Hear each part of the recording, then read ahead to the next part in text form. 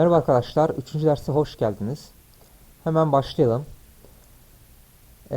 Sol tarafta iyilik eklerini görüyoruz. Öy ev demek hatırlarsınız. Öyüm derseniz evim demiş oluyorsunuz. Yani benim evim. Öyüm. Öyün senin evin. Öyi onun evi. Öyümüz bizim evimiz. Öyünüz sizin eviniz. Ancak bu tekil şahıs. Sadece büyüklere söylenirken öyünüz. Birden fazla kişiye söylerken öyünlar demeniz lazım. Yani sizlerin, daha doğrusu e, yakından tanıdığınız birden fazla kişiye söylerken öyün var. Bu da yine tekil şahıs. Mesela sevgiliye falan bu şekilde söylersiniz. Öylere. E, Aynı zamanda üçüncü çoğul şahıs da olabiliyor. Öylere. Yani evleri. E, Bunu sonra anlatacağım. Devam edelim. Şimdi sen, siz, sile. Bunlar tekil şahıs. İkinci tekil şahıs. Üçüncü de ikinci tekil şahıs. Biz siz çoğul olarak da kullanabiliyoruz ama onlar genellikle kullanmıyor. Sen, siz, sile. Çoğul olarak kullanmak istersek siler ya da sizler. Siler zaten sizlerden bozma. Uyguca'da bir de bizde olmayan, şöyle gösterelim. E, Senler var. Senler. Bu ise birden fazla kişiye yakından tanıdığınız, yani senli konuştuğunuz birden fazla kişi için kullanabileceğiniz sözdür. Eğer birden fazla kişiye büyüğünüzse ya da tanımadığınız kişilerse o zaman sizler demek zorundasınız. Eğer yakından tanıyorsanız senler diyebilirsiniz. Bunlar çoğul, bunlar tekil. Devam edelim. Şimdi iki tane cümle görelim. Erkin okulucu mu? Erkin kişi ismi, özgür demek. Erkin okulucu mu?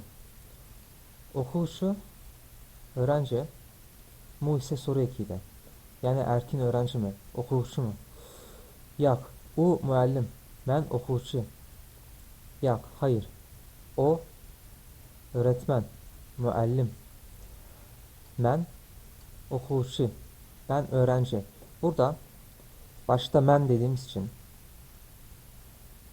buraya bir de fazladan men dememize gerek yok. Ama eğer bu gizli özne olsaydı o zaman buraya yazmasaydık okulucu men de diyebilirdik. Böyle de oluyor. Okulucu musun? Yani öğrenci misin? Okulucu, öğrenci, mu soru eki sen. Okulucu musun? He, ben okulucuyum. He, evet demek. He, yani he. He, ben okulucuyum. Ben öğrenciyim.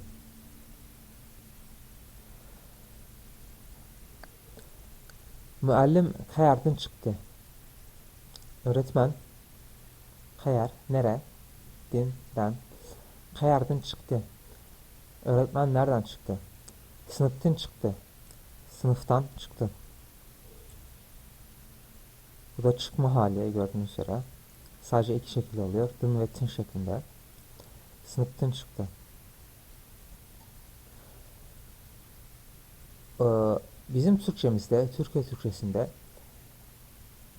eski Türkçeden gelme bir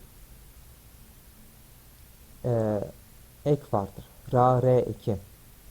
Uygurca'da bizde kalıplaşmıştır ama ancak Uygurca'da bu ek hiç yok. Mesela biz bura derken bu yer yerine bura diyebiliyoruz ama Uygurca'da böyle yok. Her zaman bu yer demek zorundasınız. Şura yerine şu yer demek zorundayız. Ora yerine uyar. Nere yerine kayar demek zorundayız.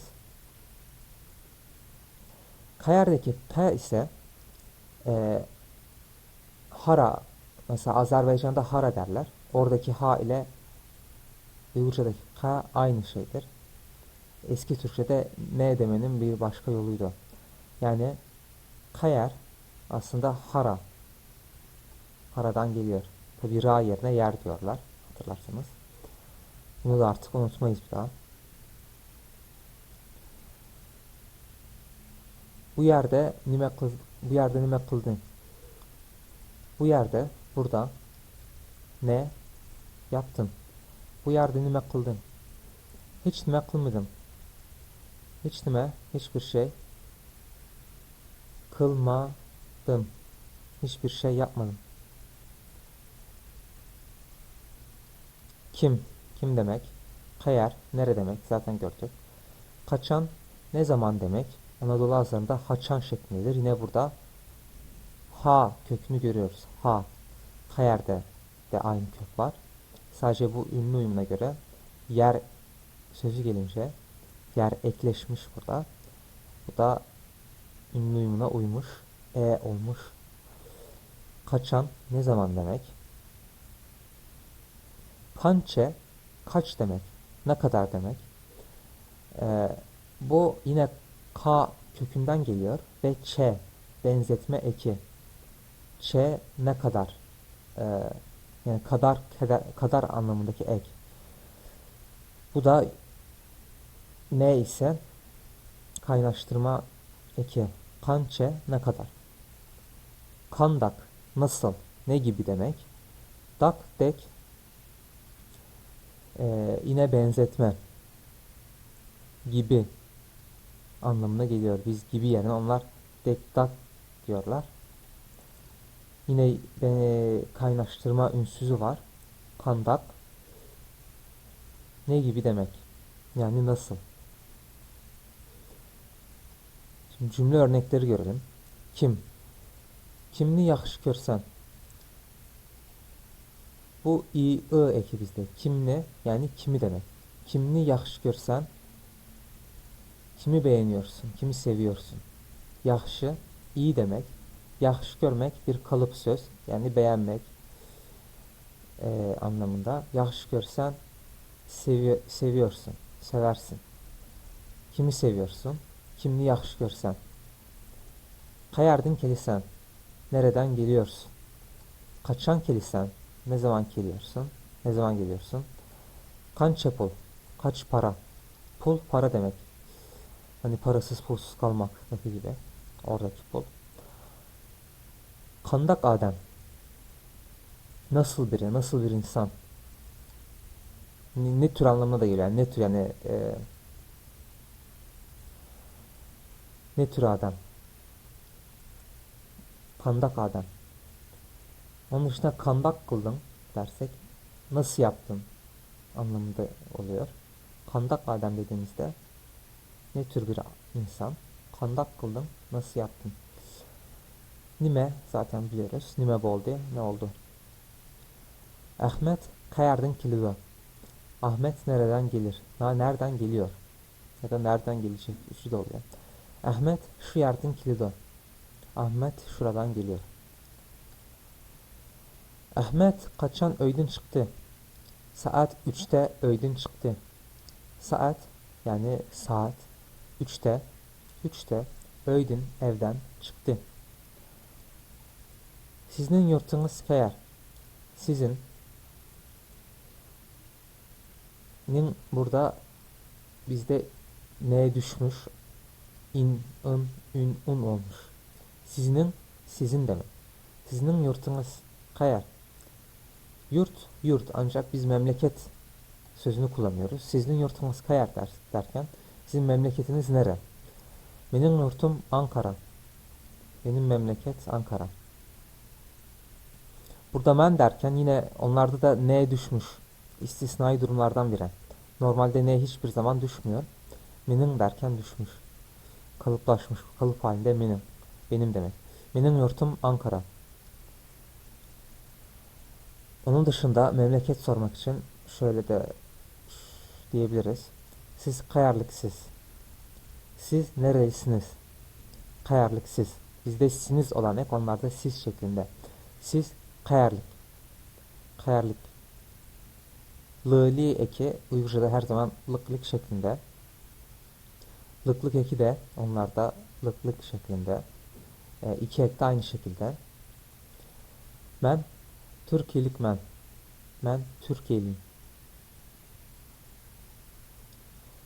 Uygurçını nereden öğrendiniz? Burada daralma meydana gelmiyor nereden derken. Çünkü bu ne aslında uzun. Burada uzun telaffuz ediyor. Nereden öğrendiniz? Bunun sebebi bunu ne sözün aslında nereden gelmiş olması. Yani böyle bir ihtimal var, emin değilim. Kökenini bilmiyorum ama büyük ihtimalle nereden geliyor. Sonra R harfi düşüyor ve N'yi uzun telaffuz ediyorlar. Ne? Nereden geldin? Mesela nereden geldin? Uygurçayı nereden öğrendiniz? Uygurcayı nereden öğrendiniz? Öğrenmek, öğrenmek, öğrendin, öğrendin, öğrendiniz, öğrendiniz. Tor arklılık öğrendim. Yani Tor ağ demek, internet anlamında kullanılıyor. Arkalı yani arka yoluyla anlamında. Arkalık yoluyla. Tor arkalık öğrendim. İnternet aracılığıyla yani online öğrendim. Nimişka Uygurca öğrendiniz. Nimişka neden demek. Neden, niçin. Kökeni şuradan geliyor.